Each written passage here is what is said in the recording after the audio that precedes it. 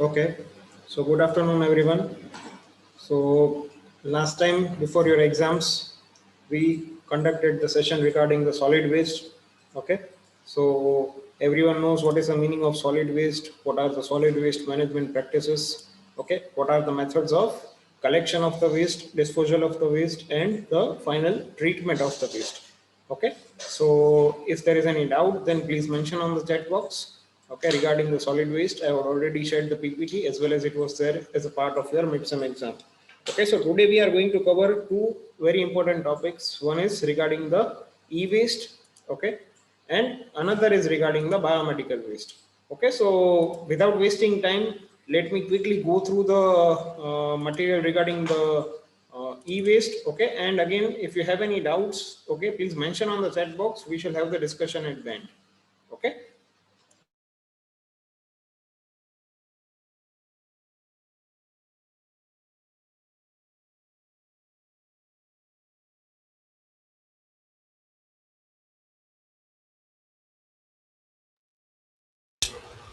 Okay, so e-waste is basically referring to the electronic waste. Okay, so basically it includes all the different type of the waste starting from the laptops, computers, that is the desktops, okay, mobiles, chargers, laptop chargers, earphones, headphones. So all these things are included under the e-waste.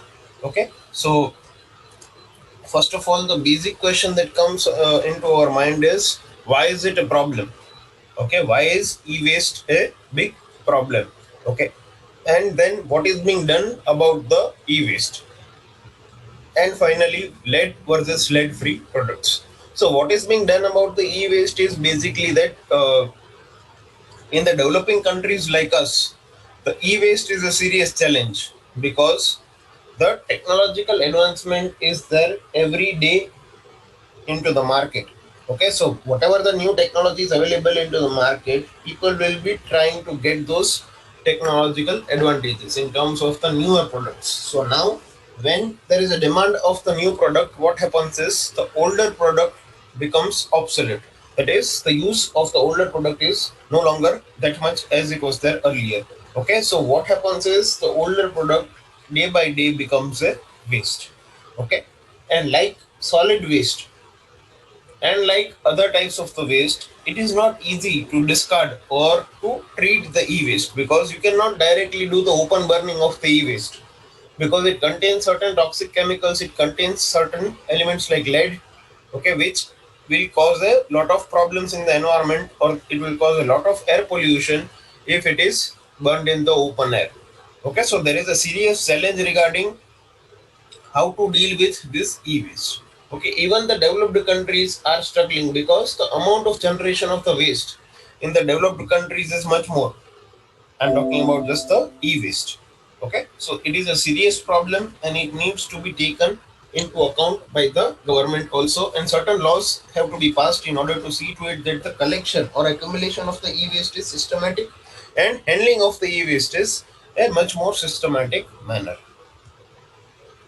Okay, so what is the e-waste? So in a layman language, if I want to just tell you that anything with a PCB, that is a printed circuit board, or a slightly complicated electronic component is termed as a e-waste. Okay, so e-waste is a shortcut, or you can say short form of electronic waste. Any improper disposed of electronic waste can be classified under the head of the e-waste.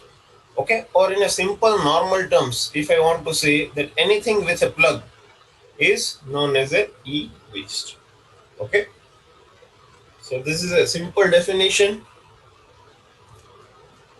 Now, more than 4.6 million tons of the e-waste is produced in US every year. So you just imagine that this is a particular statistic of the developed country, most developed country. And in Europe, the quantity of e-waste increases 3 to 5% a year, three times larger growth than any other waste growth.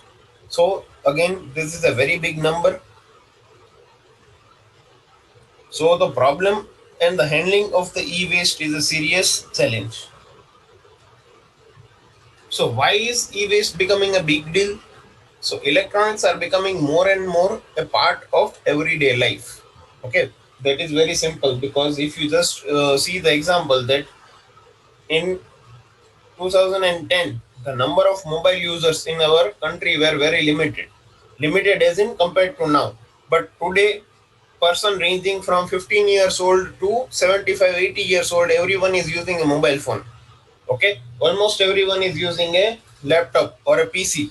Okay, may it be for their work or may it be for the entertainment purpose. Okay, so basically you can say that electronics have now directly become a part and parcel of our life. Also, electronics are the media through which we get connected to the entire world. Okay, everyone is using the social media. Okay, so social media is possible only if you have an electronic gadget. Okay, so that is why it is told over here that it is a part and parcel of our everyday life, and embedded systems are at every place. Microwaves, printers, the systems in the cars, appliances, cell phones, TV, computers, so all these are at every place in the human life. Okay, so electronics are becoming day by day disposable, because if you just see the even the utility and even the price range. Earlier, if you go to the market, none of the mobile phones were available for cheaper price than 7.5 thousand or 8,000 in the market. I'm talking about 2010 to 2012. Okay, if you wanted a decent phone, you would have paid 10,000 rupees or 8,000 rupees. But now if you go to the market, even for 2,000 rupees you will get a good Android phone, decent Android phone. So that is basically that the electronics are becoming disposable now. Okay, there are a lot of people who are holding two or three mobiles into their pocket, okay, for the different use. So basically, why is this happening? Because of the lower price of the items. Okay, so people can easily afford two or three phones. Okay, so cell phones nowadays are having a lifespan of only 1.5 years. Okay, just you can consider the example of your family also. Many people change their phones every 6 to 8 months, 6 to 9 months. Okay, so average span is now only 1.5 years. So what happens to the phones after those period of the time? Okay, either they have to be reused or they have to be recycled, the important items from those phones. Otherwise, what will happen? It will contribute directly to the e-waste. 130 million phones are retired a year, and over 500 millions are stockpiled. Same goes for the computers. 20 million are retired every year, and 240 million are already stockpiled. So it is estimated that for every new cell phone or the computer, the other one, that is the older one, becomes obsolete. That is, its utility decreases. Okay. And why does this happen? This happens because of the technological advancements.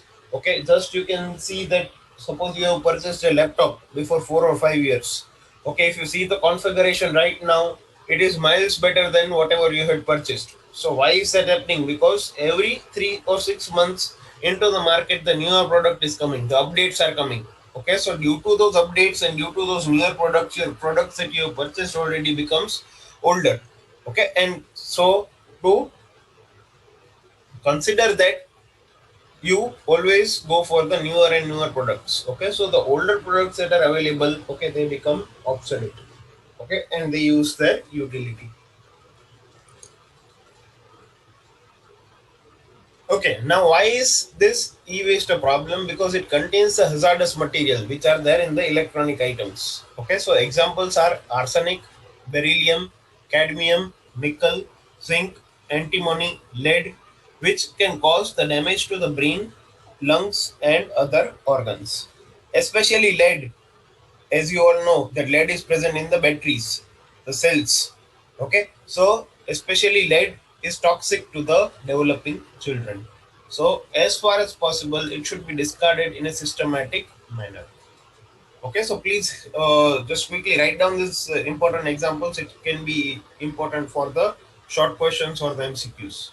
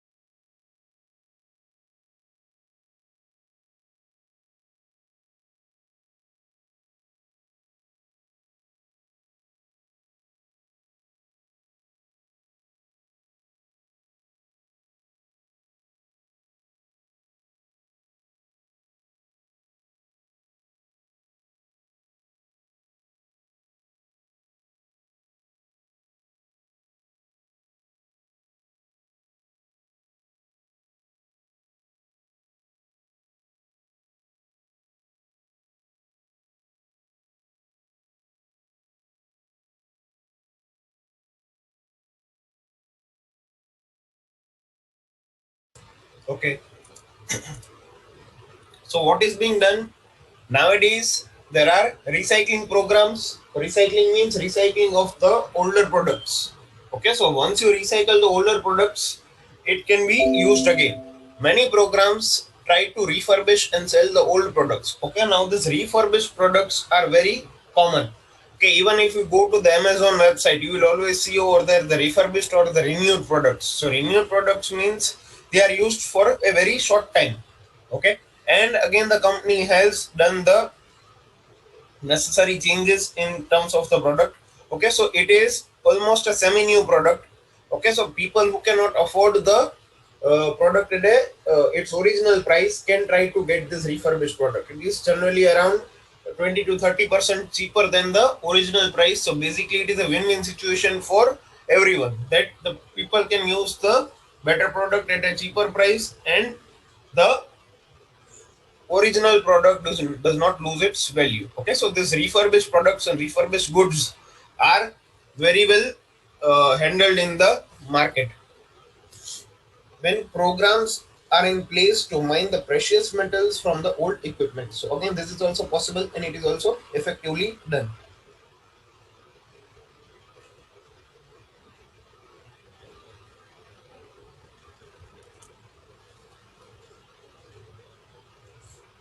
Examples of recycling: the computer companies have started recycling the programs. Okay, so some charge the fee for it and some give the customer rebates on the new product. So again, this recycling process is ongoing for the computers also. Okay, because the advancement in the computer field is also immense. If you just see the example of last 5, 6, 7 years. Okay, so if the newer products are required or newer products are taken as a refurbished product, then the computer companies also provide the slight amount of the refunds or the rebates. And cell phone recycling is a continuous process.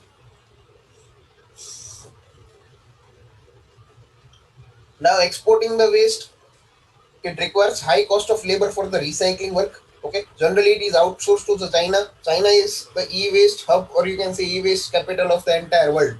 Why? Because there is a cheap labor over there and the laws are comparatively lesser strict. Okay, so city of Bull, which is there in the China, it is the e-waste hub of the entire world. A lot of exporting of the waste happens to the China, India, and Africa. Okay, and it is handled over there, and the refurbished products or the recycled products are sold for a cheaper price. So sometimes what happens is, if you are able to identify a better product, you can get it for a very cheaper price.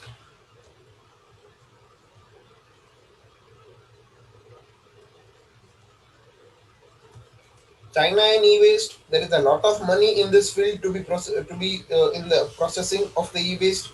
Chinese government is trying to come up with a system. Certain laws have been passed, and electronic companies taking some responsibility in making sure that the waste is handled properly. Half of the waste, if it is handled properly, can be recycled and reused. The remaining half is to be taken care of. Okay, but what is happening right now is, due to unsystematic manner, okay, even the recycled and the reused materials that can be reused or recycled is not properly done. Okay, so if proper attention is paid to this particular area, okay, then definitely it will be a big success.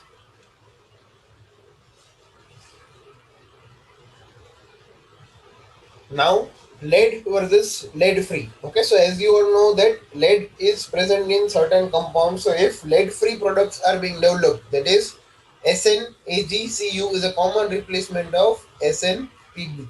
Okay, so if we get the lead free products, it will have a greater environmental impact on non renewable energy resources, energy use, the quality of the water, the ozone layer depletion that we already discussed earlier, and the effect on the global warming. So, if lead free products are developed, okay, it is not easy to develop the lead free product because it will take a lot of extra cost, as well as since the cost will increase, none of the industries will be looking forward to do that. Okay, unless and until it is told by the government or it is imposed by the government, because no one wants to increase the price of the raw materials of the product. Okay, so that is again a big problem. So why would anyone want to move to lead free?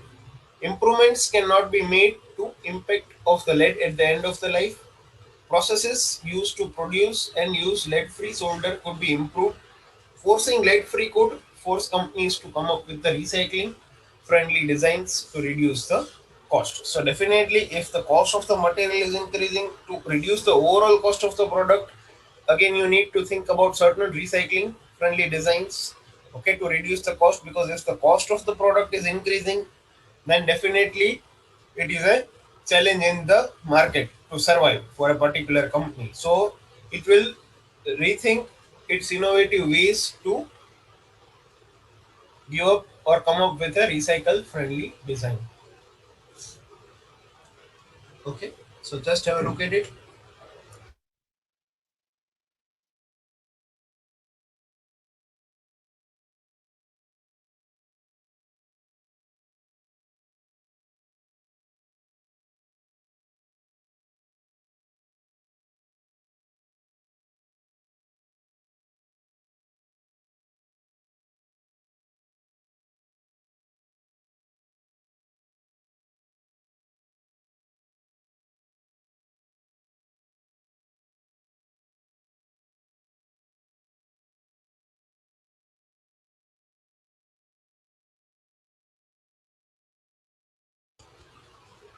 Okay, next is regarding the e-waste in India. So you can see the technological advancement. So this is just a technological advancement in 5 to 7 years. Earlier, the monitors with this type of the design were used in the earlier days. Okay, and the newer model or the newer LCDs that are available nowadays in the market are this one. So if particular companies have this type of the PCs and if they are advancing to this type of the design, then how much amount of the e-waste is generated, you can just think of. Okay, so if certain materials are reused, recyclable, then it will give a lot of advantage to the company. Okay, so India has this many number of mobile users and SIM card users currently which are active. Okay,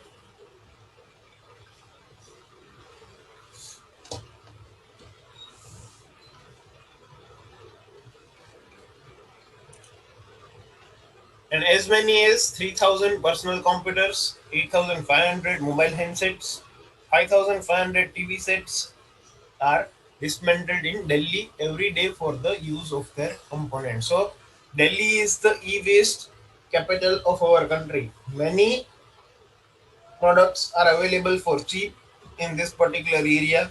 Okay, again as I said, if you are good, if you have good knowledge about the product, you can get these products for a very cheaper price, because all these items are transported to Delhi for the recycling reuse purpose. So whatever the product that can be managed again, or whatever the product that can be recycled and reused, they are sold at a cheaper price in this markets. Okay, now, the standard definition of e-waste, it may be defined as computers, office equipments, entertainment devices, and many other electronic or electrical devices which are unwanted, broken, and discarded by their original users. These are known as the e-waste. Okay, so please write this down. This is a very important definition for 1 mark question. Okay, 1 mark questions will be there in your final exams. Okay, so please just write this.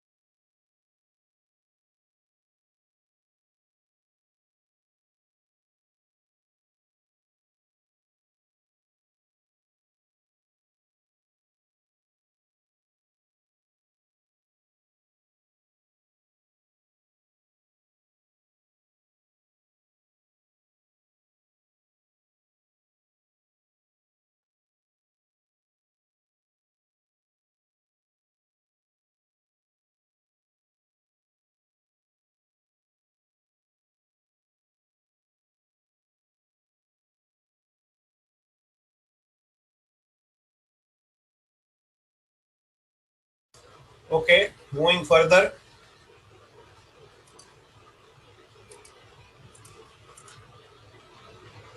So why so much of a e-waste?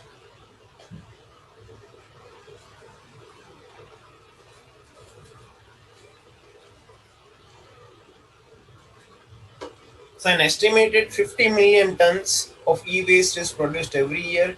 The USA discards 30 million computers each year and 100 million phones are disposed of in Europe each year. So the EPA, that is the Environmental Protection Agency, estimates that only 15 to 20% of the e-waste is recycled. The rest of this electronics go directly into the landfills and incinerators. Okay, so we can just see over here that the percentage of the recycling of the e-waste is comparatively very less. So if this target is increased, or if the amount of the uh, uh, recycling of the e-waste can be increased, then definitely it will save you a lot of money, as well as the remaining e-waste directly goes into the landfills and the incinerators for the disposal purpose. E-waste contains several different substances and chemicals, many of which are toxic in nature and are likely to create an adverse impact on the environment and health if they are not handled properly. However, the classification of e-waste as hazardous or otherwise shall depend upon the extent of hazardous substances or the constituents present in it. Okay, so it completely depends upon how much is the constituent that is present in the e-waste. Okay.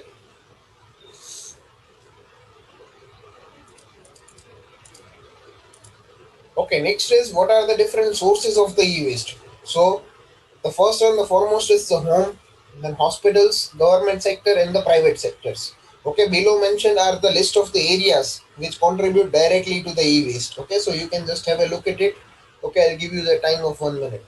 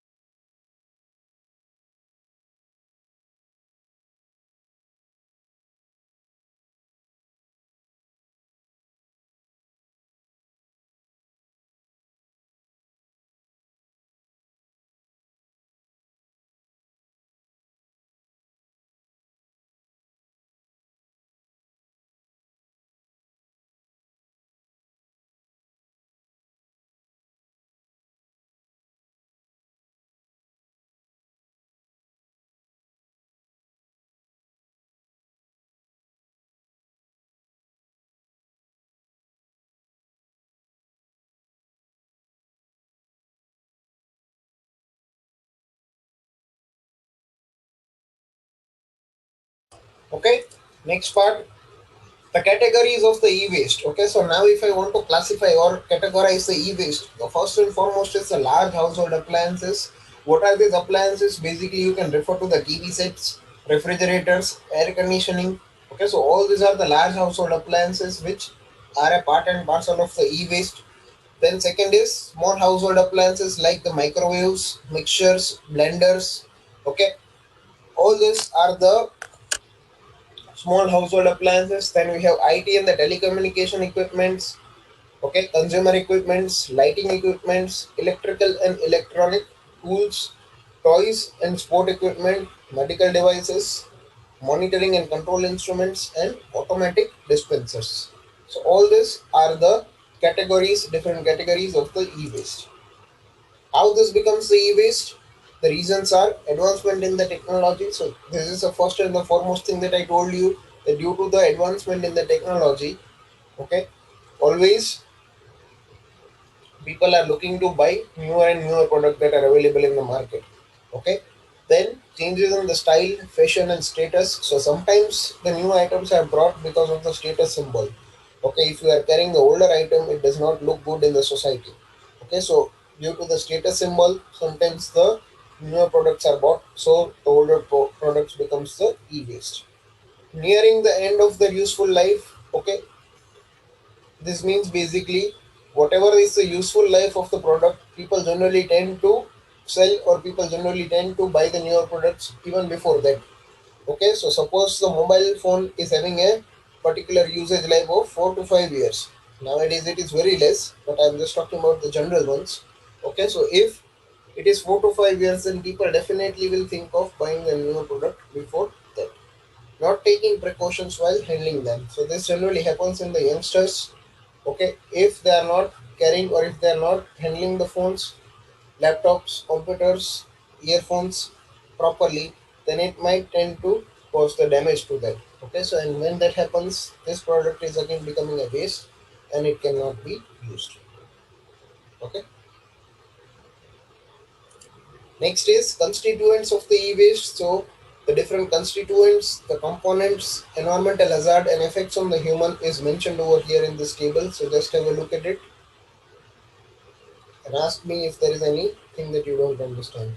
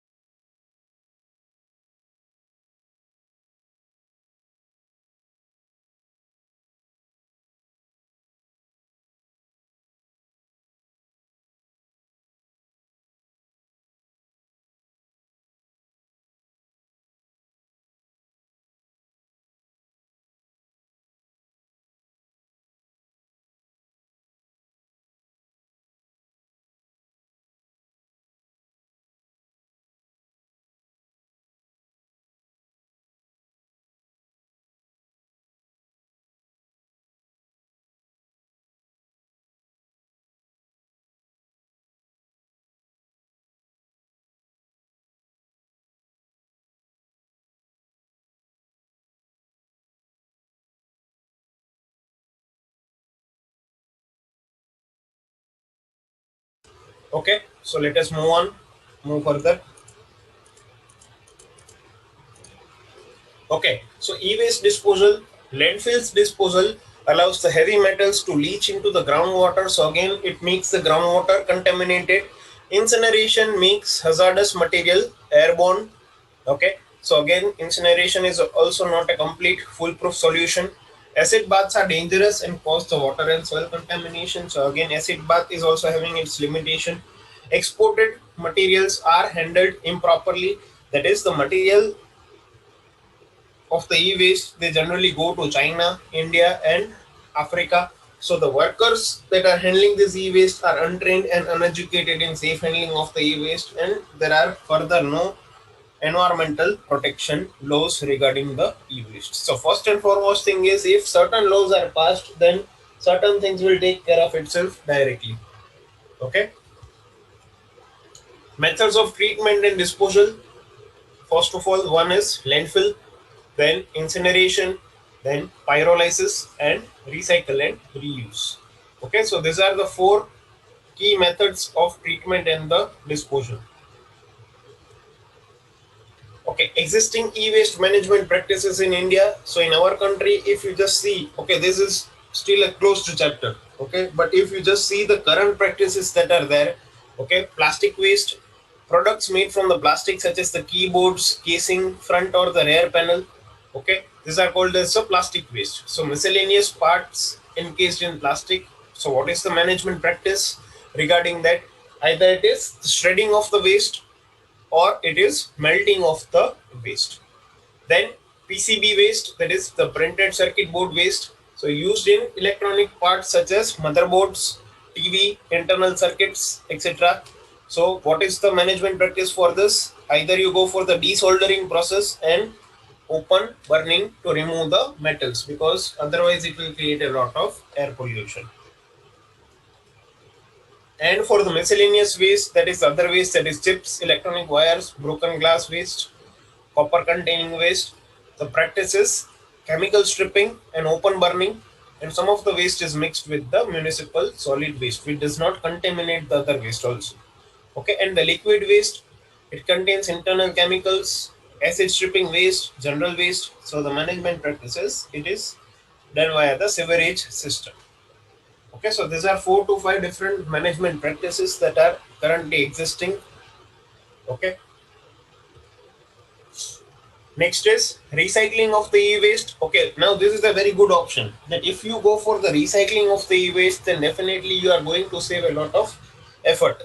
Okay, so first out of that is dismantling of the e-waste, then upgrading, and then material recovery of the e-waste. Okay, so just have a look at it. These are the 3 important steps in recycling of the e-waste.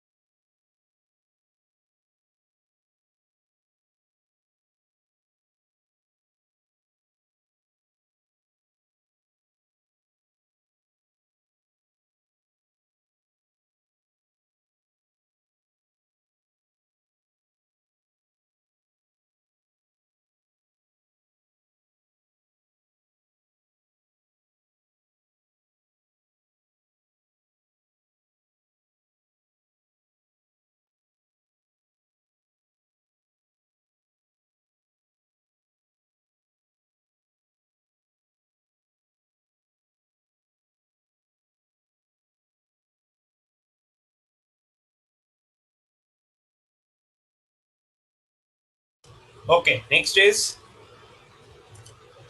advantages of recycling the waste. First and foremost is asset recovery, recovery of certain assets, reduction of need for the landfills, reduction of junks and clutters, resale and reuse, reuse of the products, and creation of the jobs in handling of this waste. Okay, so these are the 5 important points which are advantages of the recycling of the e-waste. Okay, so you have to keep this in your mind. Then reuse of the e-waste. Now, how practical is the reuse of the e-waste, and how successful is this particular thing? So reuse is environmentally friendly or preferable option for managing the older equipments. Okay, by extending the useful life of the old products, reuse conserves the energy and the raw materials needed to manufacture the new products, and doing so also reduces the pollution. Okay, so it is a basically a win-win situation if you are going for a successful reuse of the recycling of the e-waste. Okay, reuse also give people who cannot afford new products access to the electronic equipment at a reduced or a lower cost. So this is the same example that I gave you for the refurbished product. That suppose if I want to buy a phone, okay, if that phone is costing, let's say, 50,000 rupees, but if I cannot afford that phone, okay, but if refurbished product is available in the market for 35,000, okay, then I may definitely try to go and opt for it. Okay, though it is used, but it is used only for 1 or 2 months, for a very short duration, and also the company is taking the responsibility of managing the phone. Okay, that is, they have already treated whatever the items that are required to be treated. Okay, so basically it is a win-win situation for everyone. Okay, almost all the domestic and part of the imported e-waste are reused in a following way. That is direct second hand use, that is from one person to one person. Okay, that is called the second hand use. Use after repair or a slight modification. So if a certain item is to be treated, then it is treated and then again used. And use of some parts like monitor cabinet, main board for making new appliances. So this is again a useful reuse. So there are certain EPA, that is the Environmental Protection Agencies, which have a responsibility and the roles to see to it that the e-waste are handled properly. So on a global level, you can say that Global Environmental Facility, that is GEF, Earth System Governance Project, Intergovernmental Panel on the Climate Change, that is IPCC. I think you might have heard the name regarding that. United Nations Environment Program, World Nature Organization, and Worldwide Fund for the Nature. So these are the organizations which have a slight responsibility into seeing to it that the handling of the e-waste is done properly and successfully. Okay, now this is the list of the EPA in India, that is CPCB, Central Pollution Control Board, GPCB, that is Gujarat Pollution Control Board, Ministry of Environment and the Forests, and APPCB. Okay, there are quite a few more, but I have just mentioned over here some of them. Okay, so it is not that there are no such other organizations which are responsible for handling of the e-waste and to see the control of the waste management. Okay, so finally the conclusion is, as far as the e-waste is concerned, it has emerged as one of the fastest growing waste streams the world has seen today. Okay, electronic equipment is one of the largest known sources of heavy metals. Without effective collection, reuse, and recycling systems, they will be much more dangerous to the environment than we can even think of. Okay.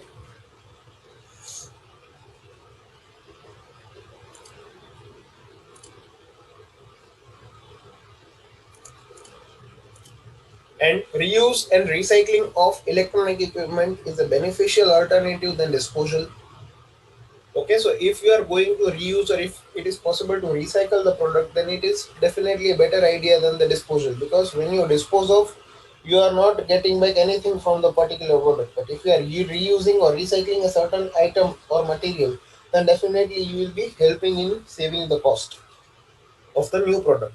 Product designed by using safe and environmental friendly raw materials and most emerging technologies. So now the main problem with the e-waste is disposing of the metals, okay, and disposing of the toxic chemicals. So if environmental friendly materials are used at the start of the manufacturing of the product, then definitely new technologies will make sure that disposing of this e-waste is a good solution.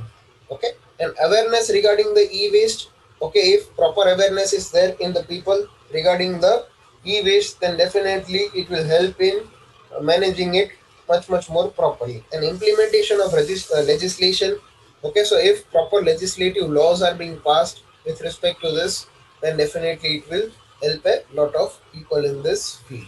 Okay. Okay, so this is regarding the e-waste. So I think we have discussed most of the important points. Okay, so if there is any question regarding the same, just quickly ask me. I explained you almost all the parts that are there regarding the e-waste. Okay, so if there is any other doubt, then you can just ask me. Otherwise, we shall move forward to the another part. That is, as I said, we are going to discuss the next type of the So important waste. That is the biomedical waste. Okay, so I'll quickly start it. I think we will not be able to finish it today, but at least we shall start off with some of the important points. Okay, so I'm starting it. we are starting with the biomedical waste.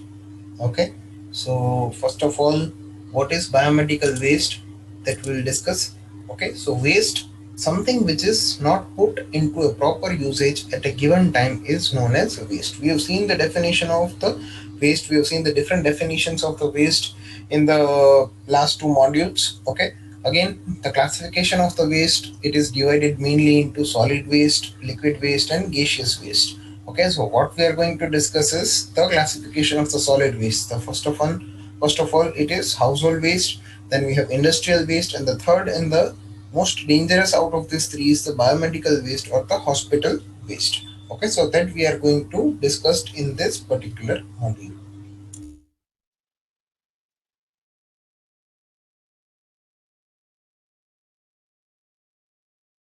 Okay, so biomedical waste, any waste generated during the diagnosis, treatment or immunization of human beings or animals or in research activities pertaining thereto or in the production or testing of the biological items. Okay, that is known as a biomedical waste. So basically, in a layman's language, like we did in the case of the e-waste. So e-waste is basically anything with a plug.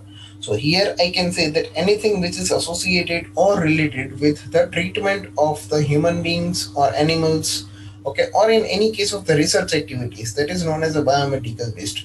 I can give you the current example that in terms of the research activities, that is currently we have a vaccine of the corona, COVID-19. Okay, but you don't know that how many research or how many trials are done on the humans, how many trials are being examined by the different companies for the approval of the vaccine. So basically during those trials it is a trial and error method. So out of hundreds, thousands of trial, only one or two gives the accurate result. So what happens to the another things?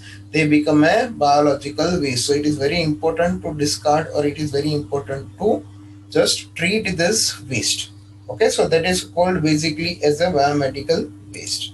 Okay, then what are the causes? How is the cause of this biomedical waste? So that generally is accounted due to the improper packaging, segregation of the waste, and treatment and the disposal of the biomedical waste. Okay, so these are the three main important points due to which the waste is being caused. Okay.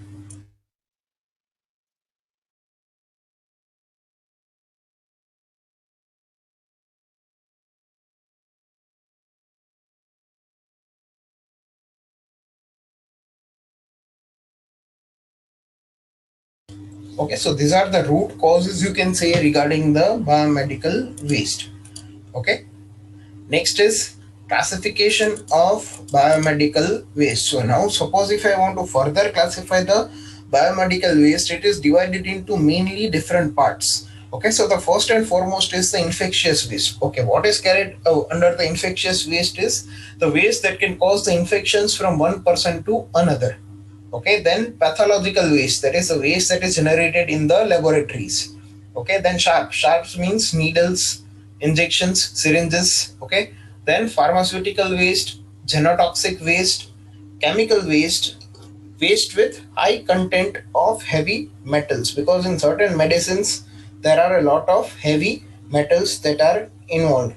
Okay, so that is basically called as a heavy metals which contains the waste.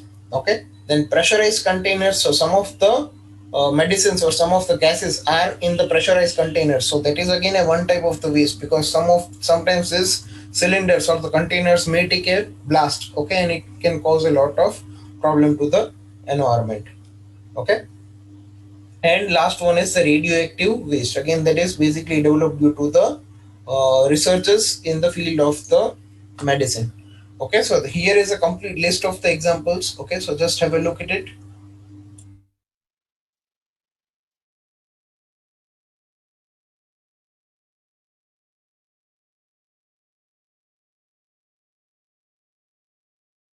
Okay, so genotoxicity means basically it is the property of the chemical agents that can cause the damage to the genetic information within a cell. Okay, and that happens due to the mutations which may lead to the dangerous diseases. One of the important among them is cancer. Okay, so that is the meaning of genotoxicity. Okay,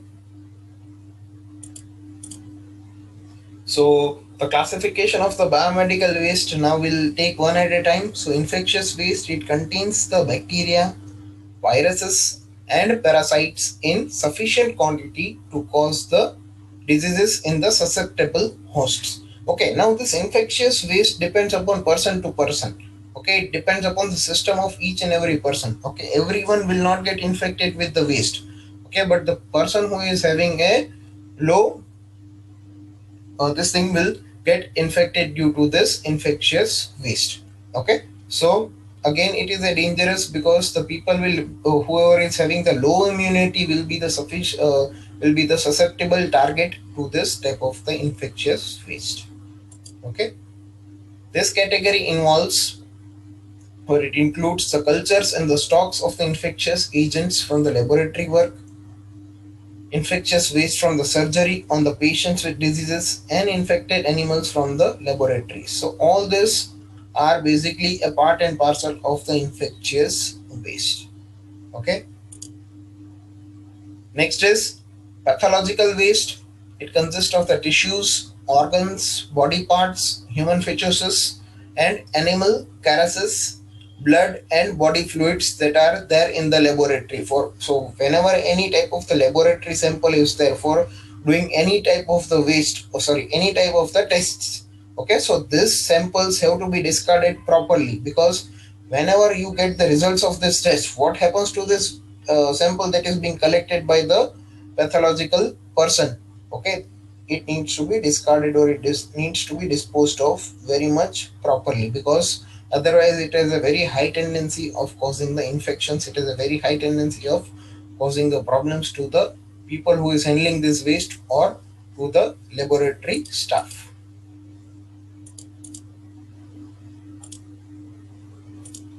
Okay, next, this is I think very common, that is sharps. So these are the items that could cause cuts or puncture wounds, and these include basically the needles, scalpel and other blades, knives, infusion sets, saws, broken glass and nails. So these are the basically the items which is a very high tendency of causing the cuts in the patient's, cuts in the person who is handling this waste, or it might puncture the wounds. So just imagine that if these needles and the syringes, okay, of the injections are just disposed of in with respect to the normal solid waste, what will happen? It will just cause a cut, or it will just cause a puncture to the person who is doing the manual separation, because we have seen during the solid waste disposal, or we have seen the particular paragraph regarding the solid waste handling, that there is a manual separation which is being done by the people at the site, that is at the centralized location. So if this type of the thing happens over there, that they find out a needle, or knowingly or unknowingly they just separate this waste, and they might get hurt, so who is responsible for that? So basically it is a responsibility of the hospital staff, or the pathological laboratories, to see to it that the sharps, that is the needles, glasses, okay, and the syringes are disposed of in a separate manner. So we'll see at the end of this particular session that how the collection of this type of the waste generally happens. Okay, so that you need to keep in your mind. Okay, next is pharmaceutical waste. It includes the expired, unused, split, and contaminated pharmaceutical products, drugs, vaccines. So all those things are included under the pharmaceutical waste. Okay, so basically you just imagine the example that suppose you have purchased a particular medicine, okay, for any of your family members, but they are unused, okay, or some of the part of that becomes are unused for a longer period of the time, and it approaches its expiry date. Okay, and if the expiry date of that particular thing is passed on, okay, we don't use that particular product. Okay, so that is one type of the waste. Okay, so that is called a pharmaceutical waste product. Same goes for the drugs and the vaccines. Okay, so that is called basically as a pharmaceutical waste. So a proper treatment has to be done regarding this waste. Okay, again, you cannot dispose it off with your regular solid waste. Then genotoxic waste. Okay, genotoxic waste is highly hazardous, and it may have mutagenic, that is related to the mutation of the viruses, teratogenic or carcinogenic properties, which has a high tendency of causing diseases like cancer. Okay, so again, treatment and disposal of this type of the waste is very crucial. It raises serious safety problems both inside the hospitals and the disposal, and should be given a special attention. Okay, it includes certain cytostatic drugs, vomits of the patient, urine of the patient, feces of the patient, treated with cytostatic drugs, chemicals, and radioactive material. So the whole hospital staff is generally related, or whole hospital staff is generally responsible for handling this type of the waste, because it is very crucial that first step is to handle, or first step is to do the collection of this type of the waste, because at the time of the collection only, if this type of the waste is mixed with all the other hospital waste, or with the solid waste, then it is very difficult to separate this type of the waste at the second step or at the centralized location collection step. Okay, so the first step and the first important responsibility is for the hospital and the laboratory staff to see to it that the different color codification is being mentioned at the end of this PPT regarding how and in which manner the different type of the waste have to be collected.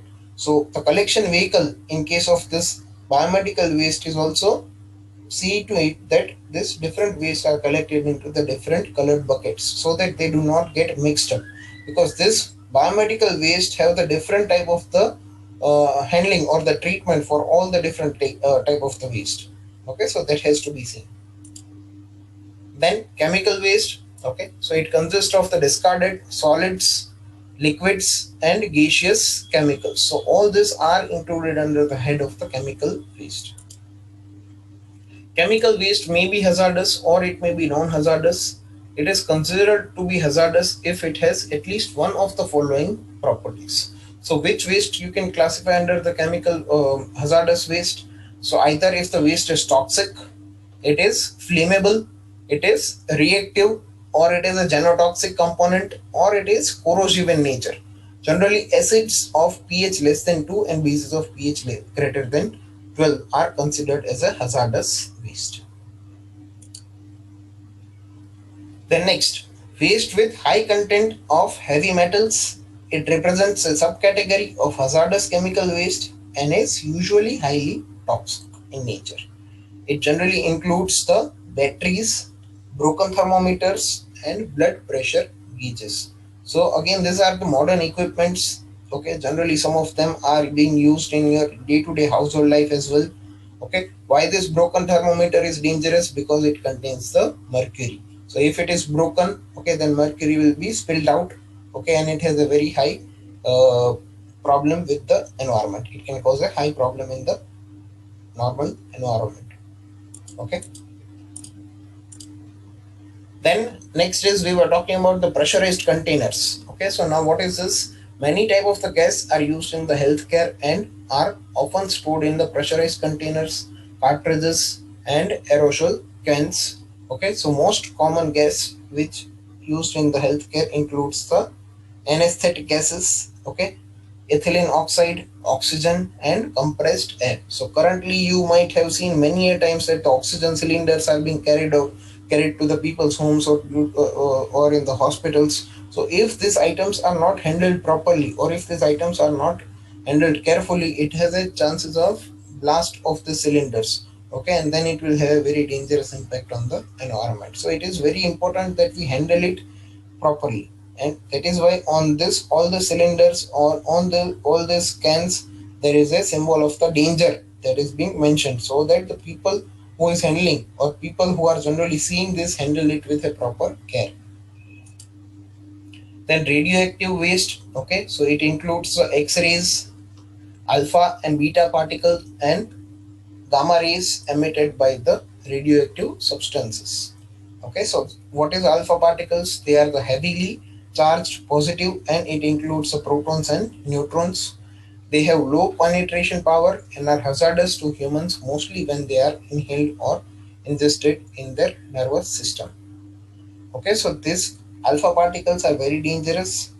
Okay, and they are hazardous in nature. Beta particles are negatively or positively charged electrons with significant ability to penetrate the human skin.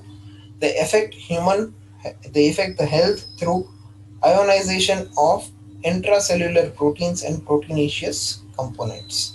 And finally, the gamma rays are electromagnetic radiations which are similar to the X-rays, but they have a shorter wavelength. Okay, their penetration power is high, and lead shielding is required to reduce the intensity of this type of the rays. Okay, so all these three types of the rays are hazardous in nature, and we need to be careful regarding that. Okay, so just have a look at it.